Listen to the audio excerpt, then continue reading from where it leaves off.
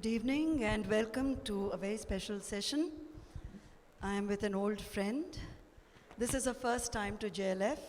I feel like a war veteran, and certainly coming through the crowds, it was like a battleground outside.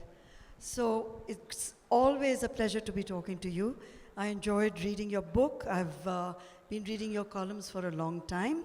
So let's start right away with, you talk about the comfort zone. Now, sometimes it's important to get out of the comfort zone. So what is this comfort zone and how does one get out of this comfort zone? Thank you so much, Shobhaa. And thank you all of you for coming here to this session and sparing the time to come and be part of the launch of this book. This is my third collection of my columns, which appears in the Times of India every Sunday, Ozone. The column is about contemporary living and relationships. And I'm very grateful to Shobhaa for agreeing to launch this book for me. And it's a very, very special moment for me. She gave me a blurb for my first book and regularly talks to me about my columns and writing. So thank you so much, Shobhaa. Comfort zone, of course, is what we are all very comfortable with. You come into this world, you have certain milestones to cover. You study, you grow up, you get married, you have children, and you grow old and you die. And that also is a life that you've lived. But a life well lived is when you go beyond those comfort zones and you try to challenge yourself, you try to understand yourself, and you try to do a little bit more than what you would ordinarily do in just the course of your life. So like one of the columns in this book is, are you an extraordinary person? And I think if we were to ask people that, most people would say, yes, I think I'm extraordinary. Very few people would be modest enough to think that, no, I'm an ordinary person. But I think the really extraordinary people are the ones who probably will be able to say, yes, I'm an ordinary person. I have nothing extraordinary.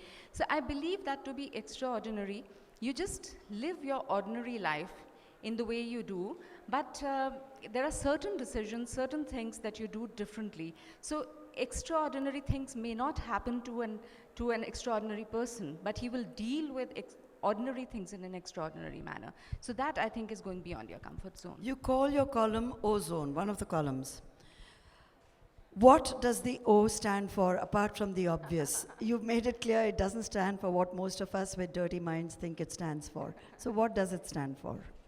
Well, when I started writing the column, and I must confess that I named the column even before I knew what it is going to be. I just started writing the column, and this is almost 10 years ago. At that point, I thought of a lot of names, and it was the O-zone, O-zone, and what you are alluding to was partly on my mind, I must confess. So it is, today, which is why I leave it open to interpretation. A lot of people ask me, why do you call it ozone? And I say that, yes, it is partly, it relates to ozone, the protective layer that protects us from the harmful ultraviolet rays of the sun. So in a way, it is, a kind of a protection where you are, where I'm talking a lot about everyday life, contemporary living, about relationships, and how to make the most of them without, and not get injured in the process. But apart from that, yes, there is that naughty element too. Good. Naughty is always good. You also ran a column called Mars and Venus, where you discussed man-woman relationships. Do you find that in today's times, those are more complex? Are our young people struggling to find an equation which works? Or, as most people of a certain age will say, it was much easier in our times. Life was simpler. Women were women, men were men. So Mars and Venus sort of coexisted very compatibly. Now, what is your experience, since your column does deal a lot with relationships, how to negotiate today's tough terrain, emotional landscapes changing all the time? Shobhaa, relationships were easier earlier because life was also easier. We didn't have so many options. So, like I said, you just did the things that everybody else did. You came back from office, you put up your feet, you maybe watched a bit of TV, spent time with family, and that was about it. And today you have so many options, you deal with so many people, women have stepped out into the world, men interact with a lot more women and vice versa. and you are constantly engaged and connected with the rest of the world, whether you are at home or in office or outside.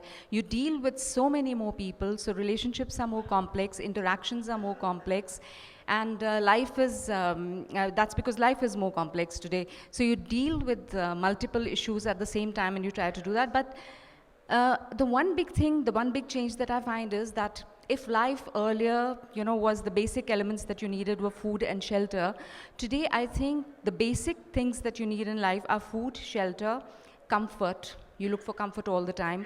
You need love. And you need self-actualization.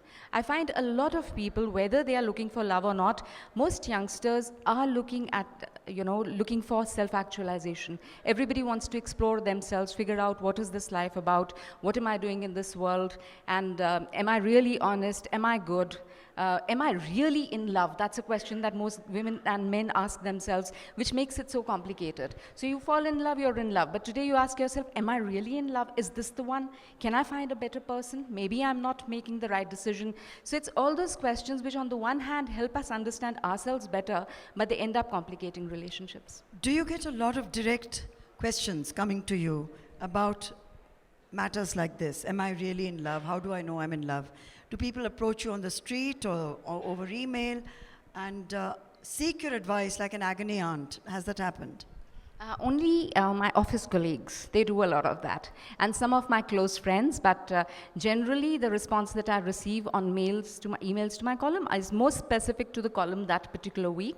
And I find that instead of asking something, a lot of readers like to share their own experiences. So they talk more about what you wrote resonates with me because I went through the same thing. And then they'll write their story and talk about it. So no, they don't normally approach me like an agony aunt.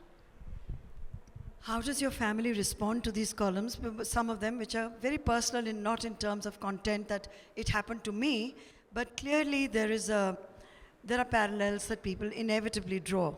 So what is your family structure like and how do they respond to your columns? This is a question that nobody has ever asked me, and I don't know why, but trust Shobhaa to ask. Yes, a lot of the time, the friend that I'm talking about in my columns is actually me, as you would know very well. And sometimes you need to mask the person or the experience, not because I want to mask it, not because I'm hiding it, but because of certain sensitivities in the family or at home. So I'm married to a bureaucrat, and he's very understanding, very encouraging, and so, but still, he has colleagues, he has friends and other people, and his family and my family. So a lot of the time you have to mask that, a lot of instances that you talk about. Has your husband, who's a bureaucrat, ever told you what is not to be written? Never. He's never done it, and he knows he cannot do it. So maybe he's never done it because he doesn't want to, or maybe it is because he knows that I wouldn't take it. I don't know how it works. Have you lost friends because of what you've written in your columns? Not this particular column, but yes, when I used to do a fashion column several years ago, and I used to do a party column, which was, my party column was called High Society. This is many years ago. It was in the 1990s. I started a party column, and I used to do fashion writing. I used to critique the fashion shows. Yes, that time I lost friends because when you are critiquing a show, you are writing about, if you don't like it, you don't like the clothes that you see, then they wouldn't be able to take it well. Although I must say that some of them were very sporting, and they would say, okay, this time you didn't like my clothes, wait, JJ Valaya being one of them, saying, watch my show next time. I'm going to show it to you. Yes. That's the right spirit. So, since you're saying that most of the time you prefer to mask your own realities because you're sensitive to the people in your life and maybe your husband's colleagues, I take it you will not write a memoir. Well, there's nothing as exciting in my life as to write a memoir about, seriously. And I can't imagine anybody even wanting to read about my personal life. I haven't thought about it at all. You're ducking. But that's all right. Have you thought of fiction where you can also mask and write? Yes, I have. I keep thinking about writing fiction all the time, but frankly, it's not happening to me. I sit down to write, I start many stories, I've started many novels, but I've not been able to carry on. So I did the next best thing, and I started this project, Write India. As you know, you are a Write India author with us, where I encourage other people to write fiction and short stories. But Right India is a big move and it's almost like a movement that you have initiated for the media group that you work with. A lot of young voices out there, and it's an interesting concept for those of you who may not know what Right India represents. Every year she picks 10 authors. I think this time it's 11 authors, if I'm not mistaken. It was 11 last time? And 10 this year. And she asks the authors to give a very small or a longish brief to young writers to respond to that and maybe construct their narratives around that brief. So the brief that I had given this year, which has just concluded, was a 4 or 5 line brief. And she also asks writers to talk about what some sort of tips that they can share as senior writers with younger aspiring authors as to how to get that narrative into place and how to make it readable. And a lot of the writers take a great amount of trouble to formulate what could be a very useful, very useful, almost like a tutorial on writing. But the young writers who respond are often very irreverent. My brief itself was very irreverent. The responses to it were very exciting. So do you want to talk about the kind of writing that you do receive, what excites you when all those entries come in? Because this year you processed more than 25,000 entries. So that's a lot of work to go through, 25,000 entries. Do you have a team that sifts through all of it? Yes, we have a Write India team, and the best thing about Write India is a lot of people ask me, can I participate? Is there an age limit? There is no age limit. There is no limitation whatsoever. Anybody can participate. Anybody who thinks that they can be a writer and they can write, here is your chance for you. Because every month, one celebrity author gives out the passage, like Shobhaa said, and Shobhaa's passage was out last month in December. And we got a lot of entries, and Shobhaa, I don't think I've told you this, that your live chat on Twitter, we have a live chat with the author every month. That got us the maximum response we've ever had on a live Twitter chat for any Write India author. So that was amazing. Yeah. So we get a lot of entries. It's really shocking because when I started off Write India, the biggest fear was, what if nobody writes in? I've got 11 big authors together, and we had the most commercially successful authors, but what if we don't get a single entry? And then we decided, okay, we won't let it go that bad. What we'll do is maybe 4 or 5 entries we'll get done from here there. And we were shocked when in the very first month we got more than 2,000 entries. And in the entire year we had 25,000 short stories to deal with. We were stunned. But then we put together a team, and the team goes through it. It goes through 3 levels, and then finally comes to me and the author. And the last 10 stories and the final 3 are selected by the author with me. And also they're published at the end of yes, each the top season. 3 stories. Yes. The top 3 stories of every author are published at the end of the Have season. any of those authors actually, has it translated into contracts for them? Has it helped in real ways that someone has read their short story in the collection and offered them a book deal, for example? Yes, there are some of our authors like Amish Tripathi, like Ravi Subramanian, like Ashwin. Some of them have already offered, book deals to these people to write with them or for them, and some are considering. And a lot of them write back to us and tell us that I used to write short stories, but I never knew I had it in me. But because I got selected in Write India, after that I've written many more, and they brought out many books after that, and they say it's because their story got selected that they were encouraged to write the book. But like I keep telling everyone, that the moment they've participated in Write India, they are already a winner, because you've completed a short story, and how many of us can say that? About the book, which says, are you making the most of life? She asks a lot of pertinent questions, but questions which don't have very easy answers. So it makes you think, it makes you introspect. And you talk about chaos and how most of us don't really know how to respond to chaos. So do you want to talk a little about that? Because your column on that was particularly perceptive. Yes. You said there are no easy questions, no easy answers to these questions. I never even try to answer the questions really, and I leave it open to the readers. I throw up a lot of questions. Most of them are the ones that go through our mind all the time, and most of these columns start off with me trying to process my life and the questions that come in my mind. So it's that thinking process that gets translated into these columns.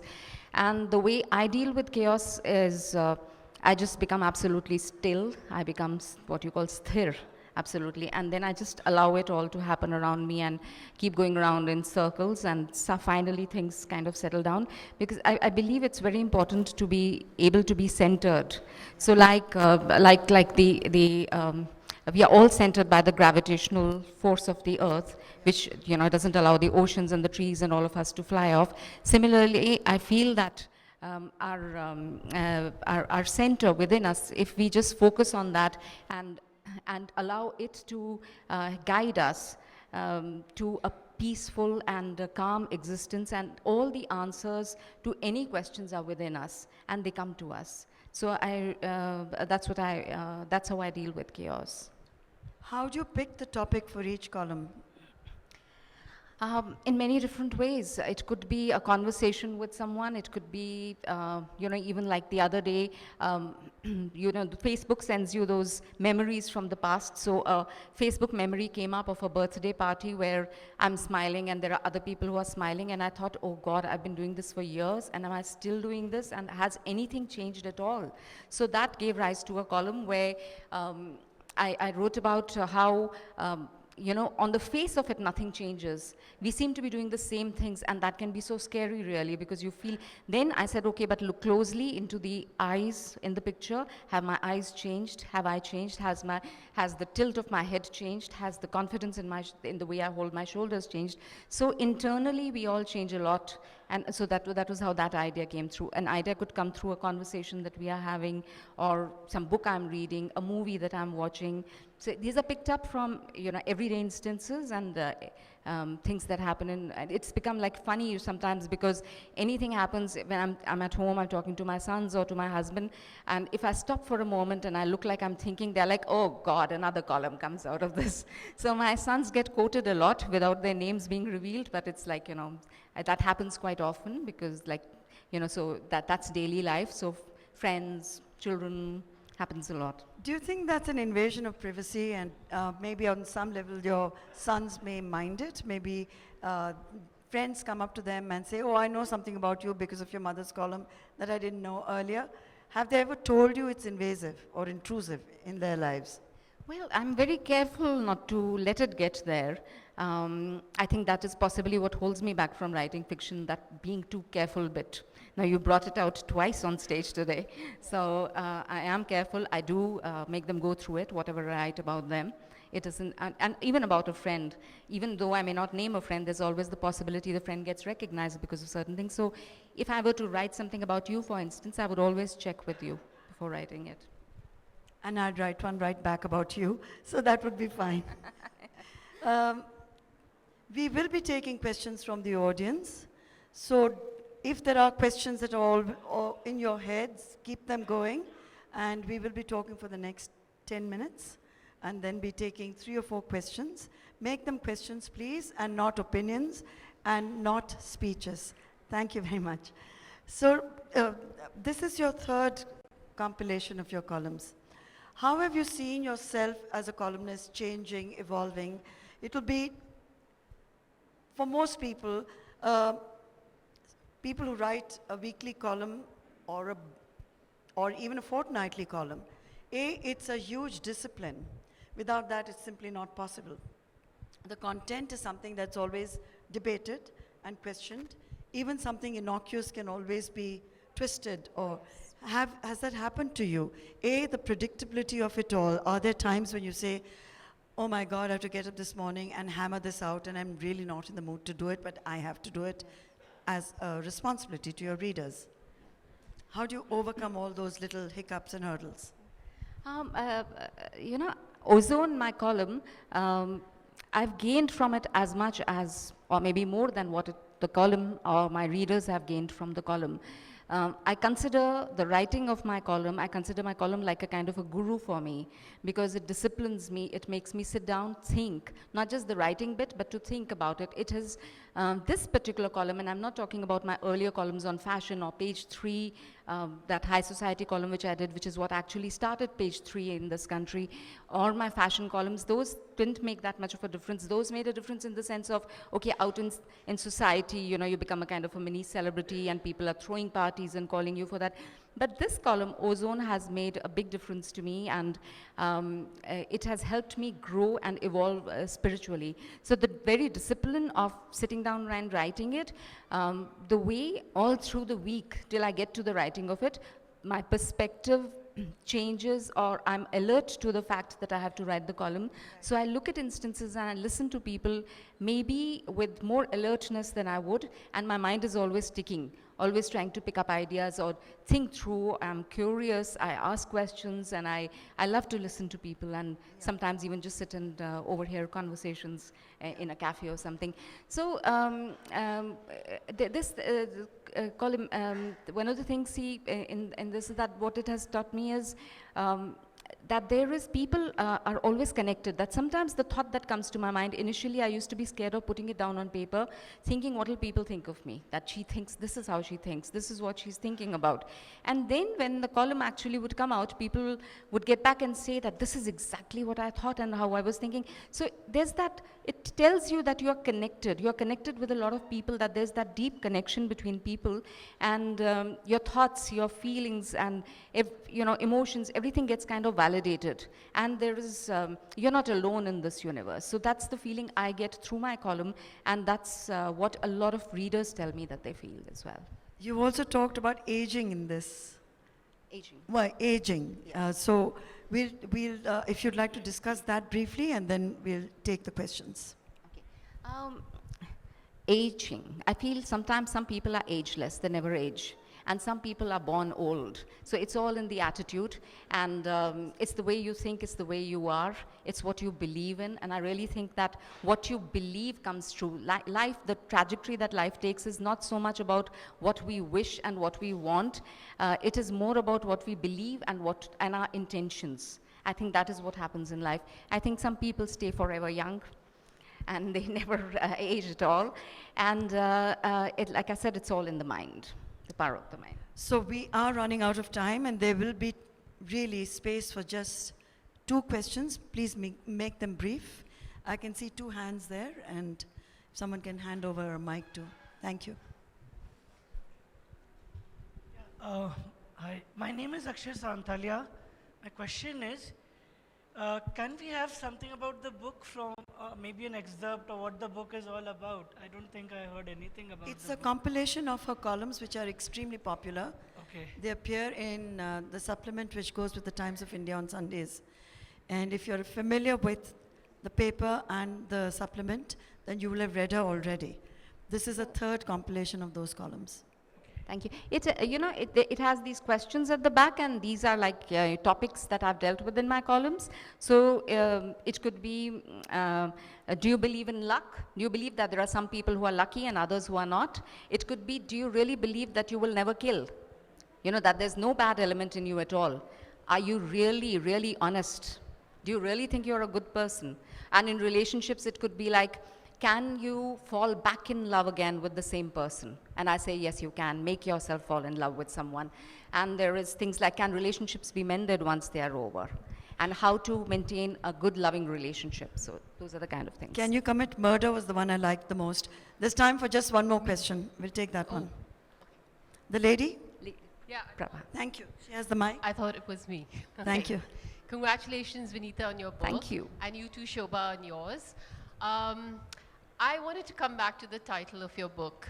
Are you making the most out of life? And I think this question is to both of you. Apart from living outside your comfort zone, is there a habit or an attitude that you could define which really helps you to get more out of life? That's the question. I'll answer it very briefly because there are people all indicating that we are out of time. I'm very attracted to risk. I'm a natural born risk taker. I find risk extremely attractive. So that's the trigger for me. And I also like chaos a great deal. As a creative person, all the stimuli I get, it really comes from risks and chaos. I believe that it's very important to discover your sense of purpose, the purpose of your life, to once you understand what it is, to focus on it, to believe, and what you believe in, to go ahead and do it. And if you go wrong, there is no, and never regret it, just redress it, rethink, reframe, and go back at it once again. I think that would make you really feel like you've lived life and you've made the most of it. Thank you all very much for having been. Thank you. A super audience. Thank you so much. Thank you, Vinita. Thank you. We wish to